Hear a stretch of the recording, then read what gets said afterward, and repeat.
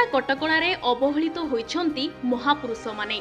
संक्रमण भୟରେ नियमित व्यवधान रे रक्षणाबेक्षण होई पारिनी गंजाम जिला ब्रह्मपुर सहरर प्रमुख छक गुड़िकरे शोभा वर्धन करुथिबा महापुरुषंक प्रतिमूर्ति गुड़िक।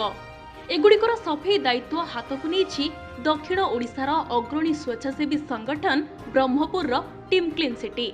गत 2 सप्ताह पूर्वे आरंभ होइथिबा एही नियारा अभियान आज तृतीय सप्ताह रे सेवामूलक कार्य जारी रखिछि।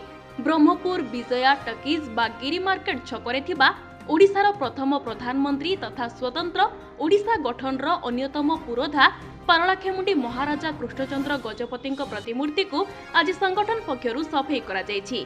परे टीमर सदस्यंक द्वारा पुष्पमाल्य अर्पण पूर्वक श्रद्धा सुमन ज्ञापन करा जायथिला।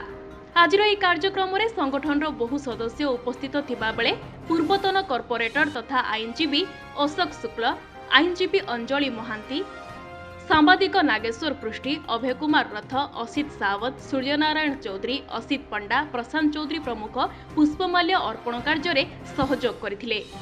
सेपटे आगकू एही कार्य जारी रहिबो बोली संगठन पक्षरु कुहा जायछि।